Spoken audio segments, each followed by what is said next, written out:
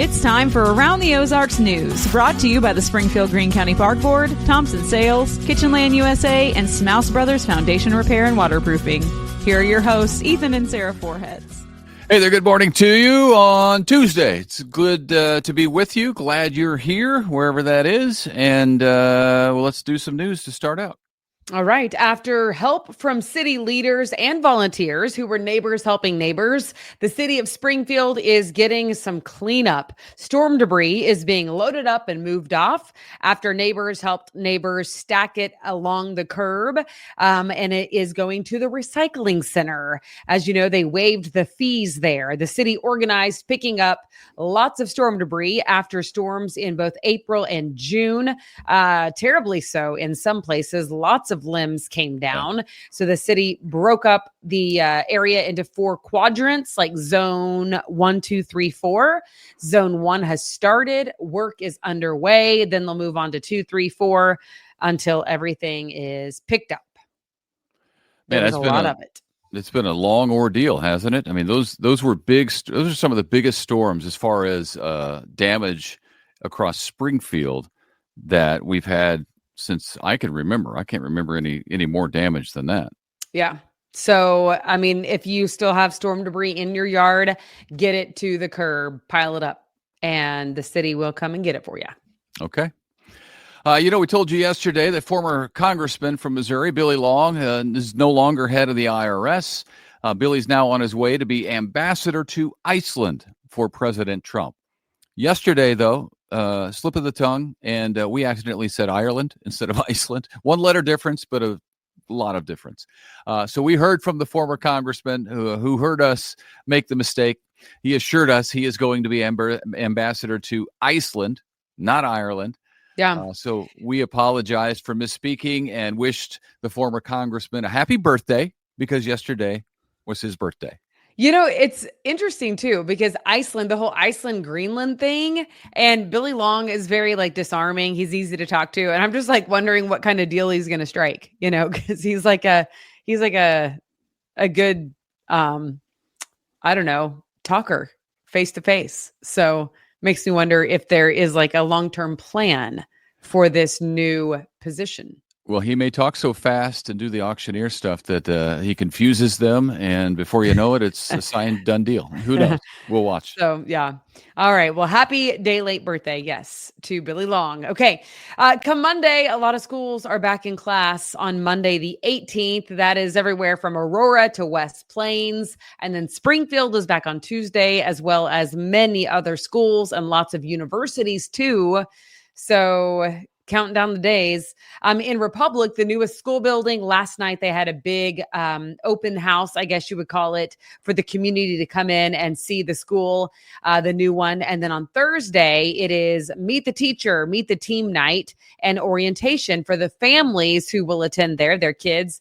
It will be for 5th and 6th graders, 5th and 6th graders. So that's going to be fun. That building was paid for by a bond issue that was passed in April of 23 by voters. Okay, we're getting serious now, just days away from the start of school. A Springfield boat manufacturer says it's expanding because of tariffs. Interesting. Starting this month, Springfield Marine is building a 23,000 square foot facility in Nixa that will house accessories and supplies for boats. The company is also planning to hire up to 30% more employees to work at the facility. The local facility will focus on the U.S. market, while its location in China will focus on the international market. So that's good news locally. The Grant Avenue Parkway is a bit behind schedule right now. Supposed to be finished in the summer. Now it appears it'll be wrapped up in the fall, which is not far off. Crews are finishing up utility work along Grant right now, moving all of the lines underground. Then finishing touches will be put on. The 3-mile stretch will connect downtown Springfield to Wonders of Wildlife on West Sunshine. So I'm looking forward to seeing the finished product. I've driven some of it, and was a little underwhelmed, to be honest with you. But we'll see. We'll see how it shakes out. Yeah, I'm excited to see the finished product too. I feel like that 3-mile stretch is like, yeah, downtown Springfield to Wonders of Wildlife. But then the Chadwick Flyer Trail, I was reading an article in the Springfield Business Journal a couple days ago, and they are starting work on the pedestrian bridge that will go over Highway 65 in Ozark. Right. It's going to be right by like Tracker Marine, like right by the plant. Yeah. And I already am on a portion of the other Chadwick Flyer Trail. So I feel like there's a lot going on in ways of the trail system, which I like. I mean, I know not everybody's a trail person, but I love it. And I think it's cool. I think it's desirable for the area, like people moving potentially to the area because of the connectivity. Well, that's a perk. That's a perk for people moving here for sure, because we go to Bentonville from time to time. They have a great trail system. And it's nice to have that in a community, especially if you're moving to a community. That's a perk. Right. So very cool. Exciting things happening. All right. Congratulations to the Springfield Branson National Airport. It just received the 2025 General Aviation Project of the Year for architectural work. So this is an architecture award. It is beautiful. And they did a nearly $7 million renovation. Looking good. All right. Not looking so good. The Chiefs roster. Several Chiefs players are battling injuries right now as we get closer to the official start of the season, in the preseason now. You know how difficult it is to get hurt. Remember back to when you were in high school, or even if you're fortunate enough, college sports, to be to get an injury then and to nurse it back to health. Well, imagine doing that from the NFL. Yeah. I mean, it's like they made it to the peak. They made it to the Chiefs, and now there's a lot of them injured. I mean, a lot. Yeah, well, let me tell you who. Okay. Starting cornerback Jalen Watson out with a concussion. Backup safety Deion Bush gone with a ruptured Achilles tendon. That's a long one to nurse back. Defensive end Janarius Robinson broke his foot during the preseason opener, as many of you saw. Defensive end, wide receiver Marquise Brown still battling foot and ankle injury, and backup offensive lineman Ethan Driscoll had to miss practice because of an appendectomy, which you also have to get feeling good before you get hit in the stomach area. The Chiefs had their second preseason game Friday night in Seattle. Then the regular season opens. They'll play the Chargers on September 5th in Brazil. Yeah, they're used to football over there, but a different type. So I don't really know any of those players, to be completely honest with you, but I know a lot of our listeners probably do. I just know the sheer number of people injured in the NFL on the Chiefs team alone. That is rough. They're big teams for a reason, because you get injured. But it's not, none of the names are Mahomes or any of the other stars. You know what I mean? Yeah. So that's good. Okay.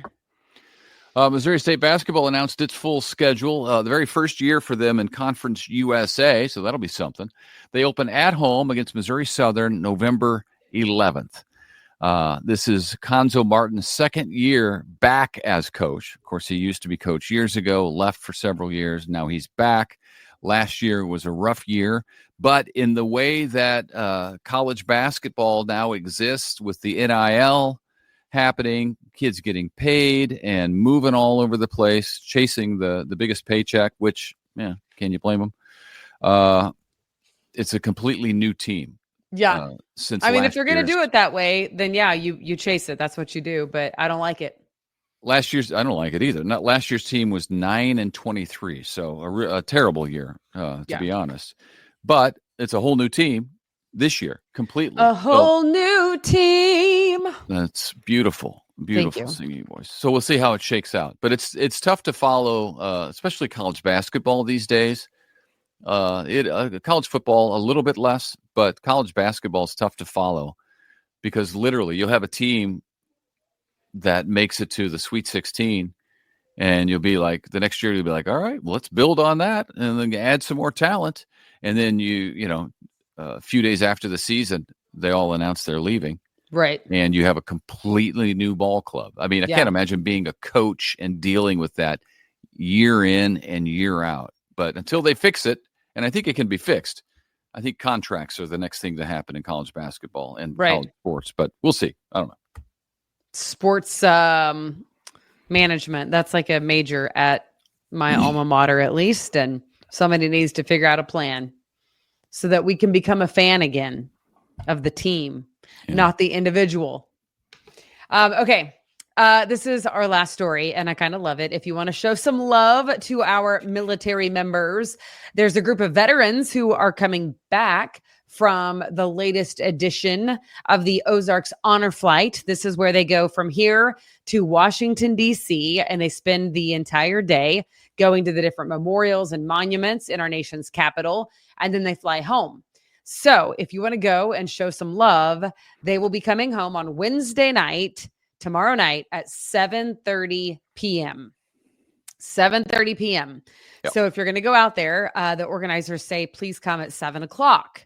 So that way you get in place and they can take the veterans through the line of people who are cheering them on. Yeah. There will be 81 veterans on this flight. And then they also have 81 guardians who are with them.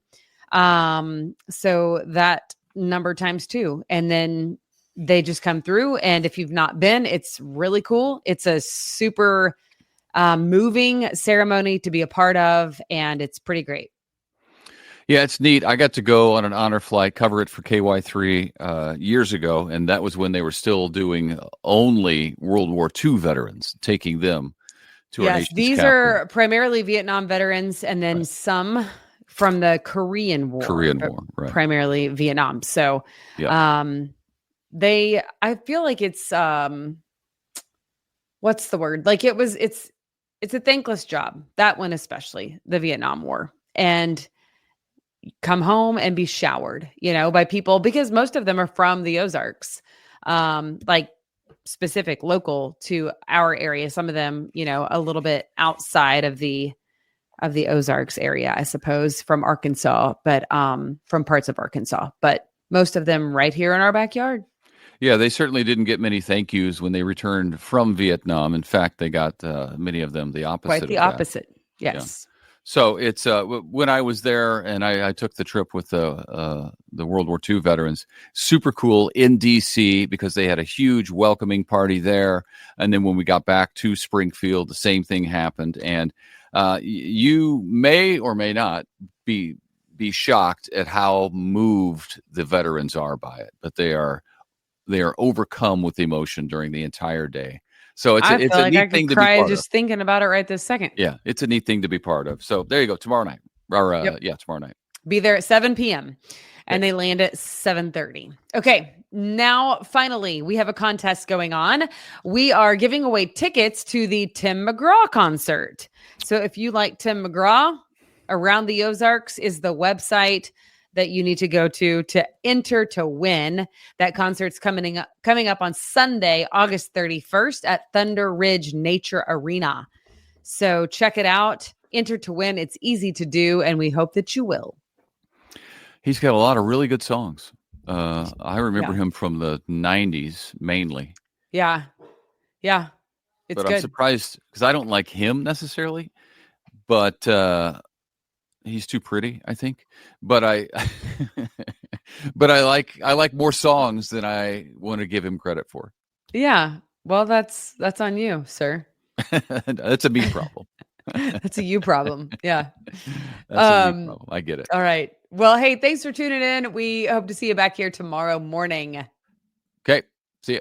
Bye.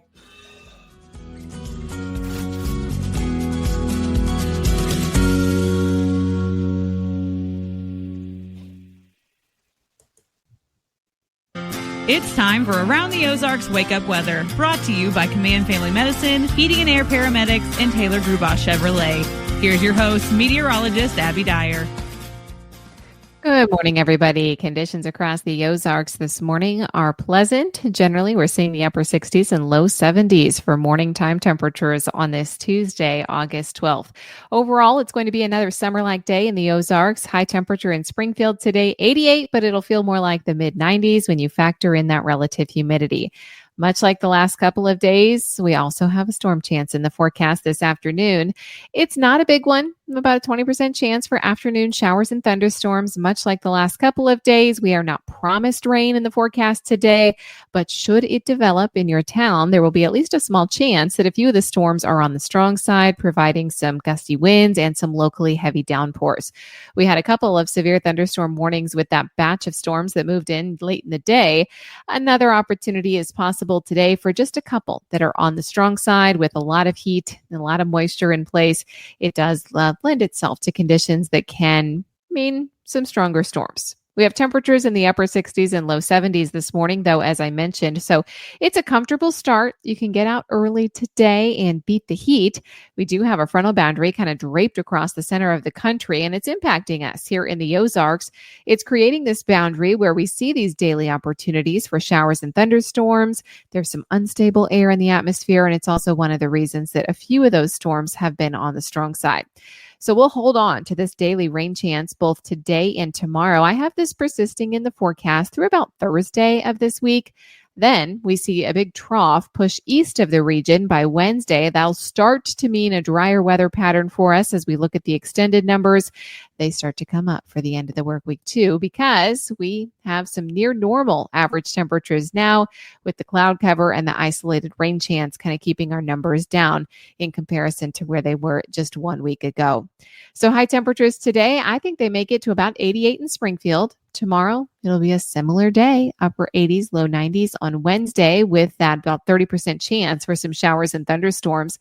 We continue to hold on to an isolated opportunity for showers and storms on Thursday and Friday, but I think that the storms will be kind of few and far between by the time that rolls around.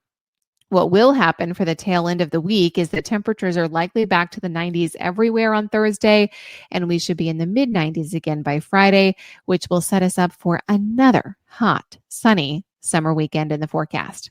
Around the country, here's what's making headlines. We've got heat building across the Intermountain West and the Ohio River Valley. There's also a stationary front from the southern plains through the Midwest. That's going to continue to produce heavy rain at times for those of you that see the storms arrive. We also have unsettled weather for much of the Gulf Coast, and that is making some national news headlines around the country as well. All right, here's a look at the Around the Ozarks Wake Up Weather Brain Twister trivia question for the day. And the question that I left you with yesterday was this: which famous weather-related event reached its peak intensity during the summer months in the 1930s in the United States? Do you think it was A, the floods in the Mississippi River, B, the severe droughts and dust storms on the Great Plains, C, hurricanes along the East Coast, or D, blizzards in the Rocky Mountains? All four of these have been major headlines and major news stories for different decades across the United States. The one this is referring to, though, is B, the severe droughts and the dust storms on the Great Plains, which is also known as the Dust Bowl, a period of severe dust storms that greatly impacted the southern plains of the United States during the 1930s, caused by a combination of factors, including drought, poor agricultural practices, and high winds. All of this kind of combined and led to widespread topsoil erosion and the displacement of people. I'm sure you've heard about it or read some books about it. All right, here's the trivia question that I'll leave you with for tomorrow. Which of these weather conditions is most commonly associated with August in the Midwest? Do you think it is A, low humidity and cool nights, B, high humidity and warm temperatures, C, frequent snowfall, or D, strong, dry winds? Which of these weather conditions is most commonly associated with August in the Midwest? You can let me know your guess. That's at aroundtheozarks.com. Thank you so much for starting your day here with Around the Ozarks Wake Up Weather. I hope you have a great Tuesday. Pack the umbrella just in case one of those storms pops up in your town later this afternoon. I think most storm activity happens after 2 p.m. today, so the morning hours should be nicer. And thanks to our sponsors, Command Family Medicine, Heating and Air Paramedics, and Taylor Gruboff Chevrolet.